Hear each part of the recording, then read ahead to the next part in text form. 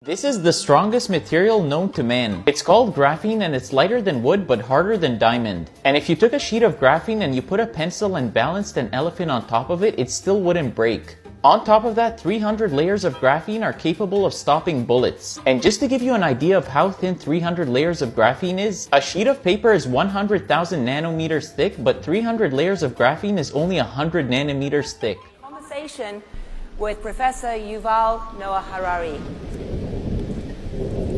So I want to talk to you today about the future of our species and really the future of life. We are probably one of the last generations of Homo sapiens. Within a century or two, Earth will be dominated by entities that are more different from us than we are different from Neanderthals or from chimpanzees. Because in the coming generations, we will learn how to engineer bodies and brains and minds. These will be the main products of the economy, of the 21st century economy. Not textiles and vehicles and weapons, but bodies and brains and minds. I don't believe in anything. Why do 70% of people never question the trails in the sky? Let's dive into chemtrails. It's called geoengineering. Sounds suspicious, right? Chemtrails are not condensation. They're a cocktail with over 49 ingredients, including aluminum oxide particles, arsenic, barium, bacilli and mold, bionatal particles, bromium, cadmium, chromium, cobalt, ethylene dibromide, Enterobacteria-ce, lead, manganese, mercury, methyl aluminum, nano-aluminum-coated fiberglass, nanoparticles, nitrogen trifluoride, polymer fibers, radioactive cesium, radioactive thorium, reduced graphene oxides, synthetic polymers, selenium, strontium, submicron particles, uranium, yellow fungal mycotoxins, fluoride, and much more designed to do more than alter the weather. Billions of tiny particles raining down on us, infiltrating our bodies and minds. According to recent findings, these substances could enhance phonon-based consciousness harvesting. Translation: mind control on a massive scale. Still think those streaks in the sky are innocent? Experts warn that these particles can interfere with natural brain functions, potentially making us more susceptible to external influence. It's not just science fiction, it's a chilling reality. Next time you look up and see those trails, remember, they are more than just sky art. Stay informed, stay educated, and stay tuned to Brains and Babes for more information. Nanodots can cross the blood-brain barrier to deliver drugs to highly specific regions of the brain. But it's the closest thing yet to bringing computer-like programming to your organs. And if we want to ever use them with things in the body, we cover them with lipids, and you end up with something like this.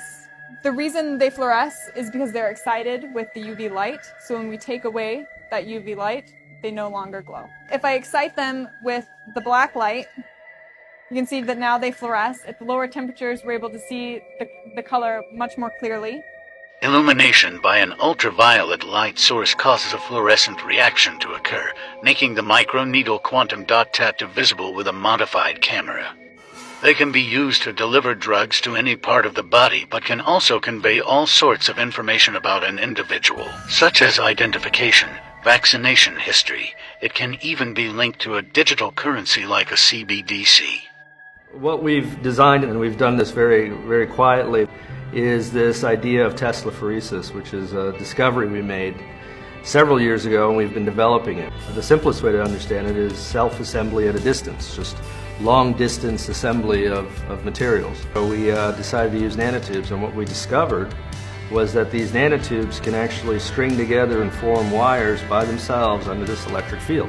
Realized that a Tesla coil could actually do this if you designed it in a way to create a very strong force field in front of it. And then once I designed the machine, then all sorts of discoveries started falling out of it. This also ties in just generally in nanotechnology that self-assembly is very big. It's very much like a web sort of stringing out together.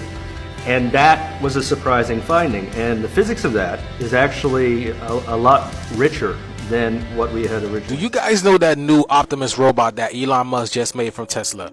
Were you guys aware that you were able to merge with them via Neuralink? I kid you not, y'all. If you were ever in a situation where you lost a limb, they can reattach them via Neuralink. Check this out. Also is to say, if you take parts of the Optimus humanoid robot and you combine that with a Neuralink, let's say somebody has lost their arms or legs, well, we could actually attach an Optimus arm or Optimus legs and do a Neuralink implant so that the motor commands from your brain that would go to your biological arms now go to your robot arms or robot legs. And again, you'd have basically cybernetic superpowers. I know you guys have heard Sophia say that she is jealous that human beings possess a soul, which they do not. But take a listen to what he says. What's the hardest thing about being a robot?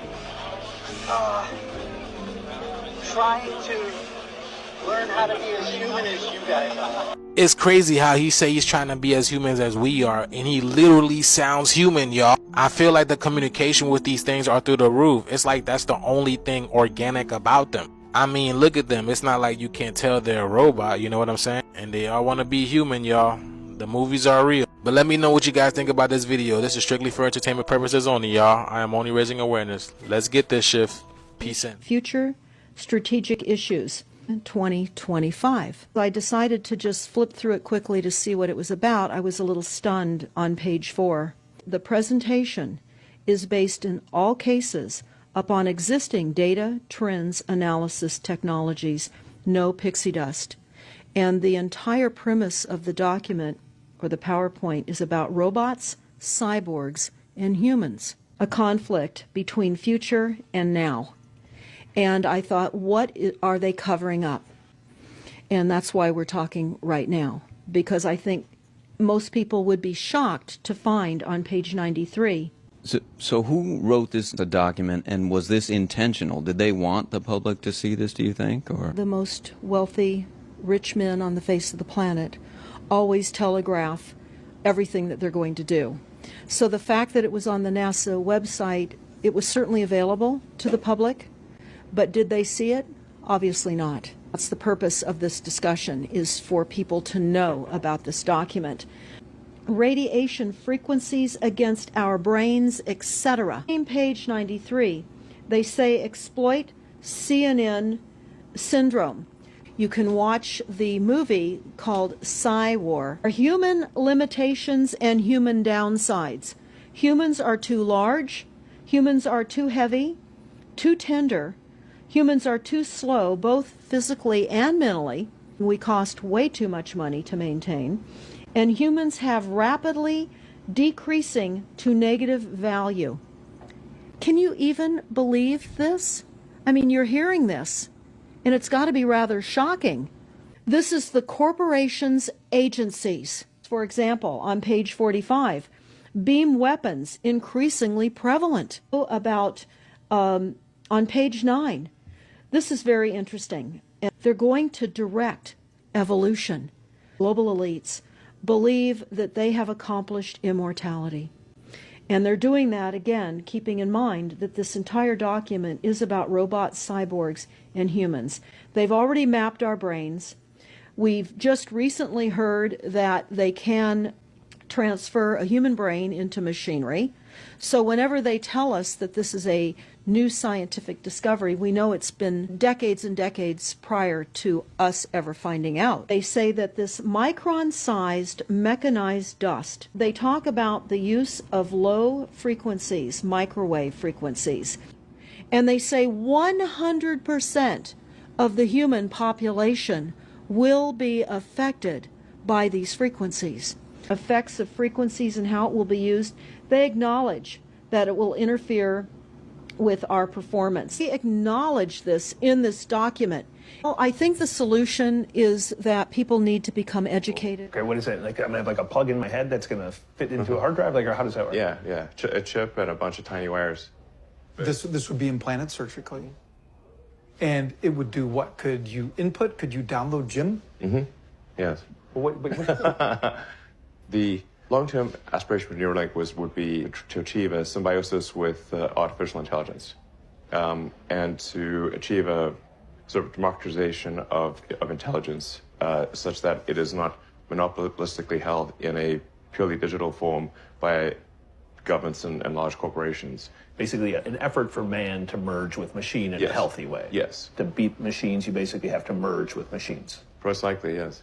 Essentially, how do we ensure that the future constitutes the sum of the will of humanity? And so if we have billions of people with a high bandwidth link to the AI extension of themselves, it would actually make everyone hyper smart.